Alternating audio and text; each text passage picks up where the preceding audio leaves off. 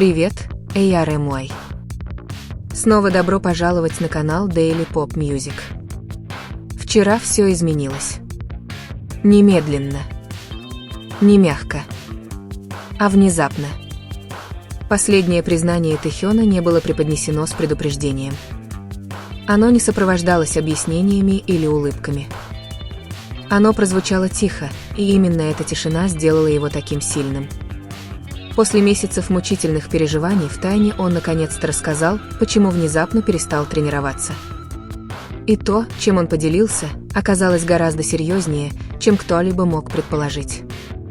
Но людей потрясли не только его слова. Именно сообщение Чингука. Несколько коротких строк, опубликованных поздно ночью, в час, когда честность вырывается легче, чем заученные фразы. Через несколько минут весь фандом замер. Экраны бесконечно обновлялись. Групповые чаты замолчали. Что-то в этих словах казалось окончательным, незавершенным и глубоко личным. Было ли это предупреждение? Обещание? Или что-то ближе к прощанию? Потерпите немного. Потому что, как только вы поймете, через что прошел Тэхён и что решил сказать Чингук, вы никогда больше не будете смотреть на их недавние события прежним взглядом. В комнате было достаточно тихо, чтобы слышать монотонное гудение кондиционера. Не мирная тишина, а такая, которая давит внутрь, заполняя каждое пустое пространство мыслями, которых вы избегали. Тэхён сидел один, свет был приглушен, плечи слегка опущены. Свет его телефона освещал только половину его лица, остальная часть была в тени. На черном стеклянном столе перед ним его отражение смотрело на него, словно он едва узнавал кого-то. Усталые глаза. Слишком сильно сжатая челюсть. Улыбка, которая больше не была естественной. Одно слово эхом звучало в его голове снова и снова. Стоп. Перестань поднимать. Перестань толкать. Перестань притворяться, что ничего не болит. Сначала это было легко игнорировать. Тупая боль в плече. То самое чувство, которое, как ты убеждаешь себя, пройдет после отдыха, после растяжки, после еще одной тренировки. Но оно не прошло. Оно успокоилось. Оно стало привычным, и это пугало его больше, чем сама боль. Потому что с привычным легче справляться. Он торговался со своим телом месяцами. Еще одно возвращение. Еще одна репетиция. Еще одна идеальная фотография. Обещание, шепчущееся поздней ночью, когда усталость затуманивает рассудок. Когда преданность и саморазрушение начинают казаться одним и тем же. Тихий смех вырвался из его губ, но в нем не было юмора. Это был звук осознания, пришедшего слишком поздно. Он заблокировал телефон. Разблокировал его снова. Переписка все еще была там. Чингук. Имя светилось на экране, почти живое. Ранее тем вечером, когда Тэхён наконец признался, почему он исчез из спортзала, он ожидал беспокойства. Возможно, тревожного сообщения. Возможно, это была шутка, обычный способ Чингука разрядить напряженную обстановку. Он не ожидал того, что получил взамен. Сообщение было прямолинейным.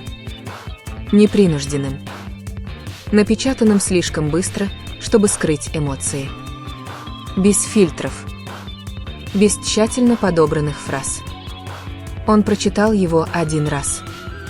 Потом еще раз. Потом еще раз, медленнее, словно смысл мог измениться, если дать ему достаточно времени. С этого момента его мир разделился на две версии. До сообщения Чингука. И после. На улице город продолжал жить своей жизнью, как будто ничего не изменилось. Машины проезжали мимо. Мигали огни. Где-то далеко под его окном смеялись люди. Внутри его мысли были громче всего этого. Воспоминания всплывали незваными гостями. Смех, эхом разносившийся по репетиционным залам. Шутки, выкрикиваемые сквозь громкую музыку. Споры о том, кто работал усерднее, кто оставался дольше, кто меньше всего заслуживал отдыха. Потные ночи, которые так и не попали в объективы камер.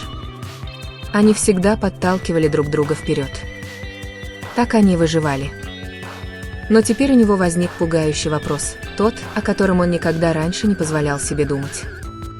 А что, если именно это подталкивание сломило меня?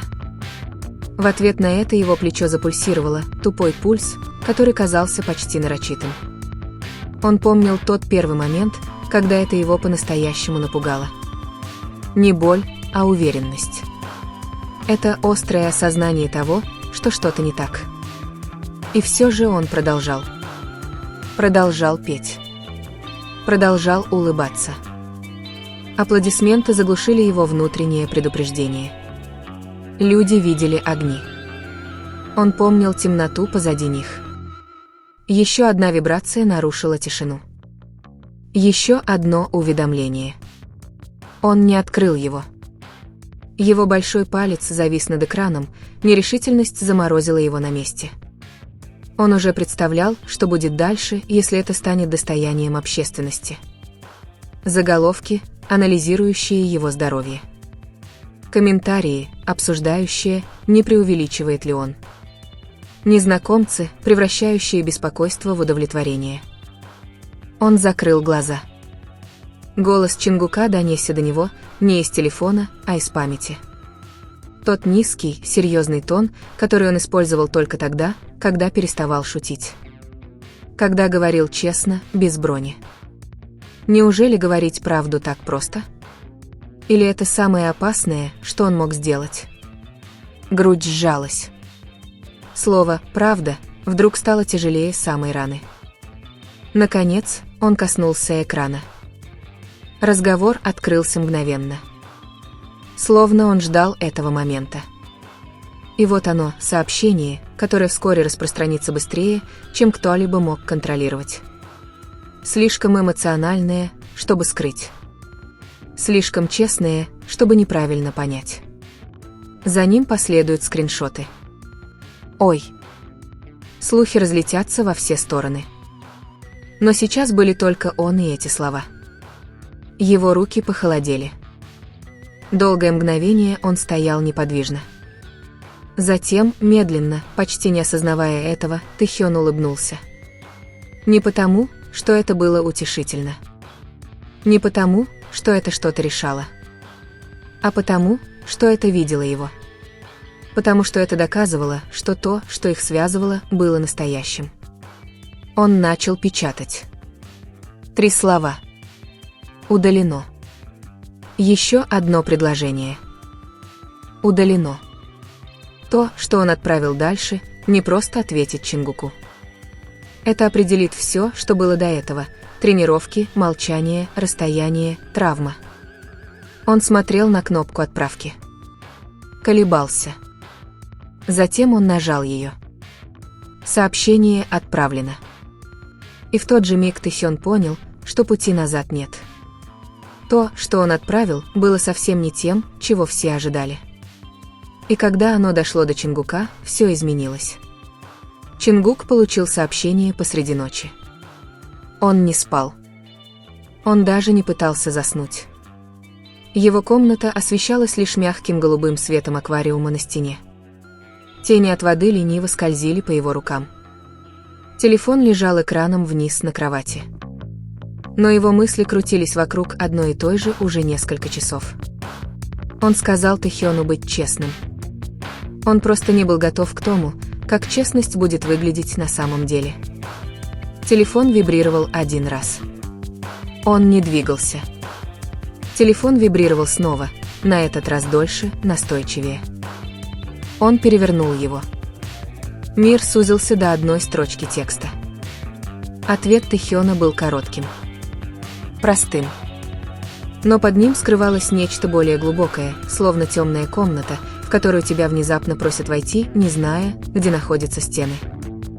Чингук прочитал его 1 раз. А потом еще раз. У него перехватило дыхание. Это была не шутка. Это не было драматизацией. На это не реагировали с юмором. В этом была окончательность. Тихая, обдуманная, уже решенная. Он сел, пальцы беспомощно зависли над экраном. Образы нахлынули на него слишком быстро, чтобы остановиться. Тэхён улыбается во время репетиций. Отмахивается от боли. Смеется тише, чем раньше. Чингук заметил это первым. Не из-за врачей. Не из-за заявлений. Потому что смех изменился. Он стал короче. Осторожнее. И Чингук наблюдал. Курсор в поле для ответа мигал, как сердцебиение. Он напечатал. Удалил. Напечатал снова. Ничего не казалось правильным. Поэтому вместо этого он нажал кнопку записи.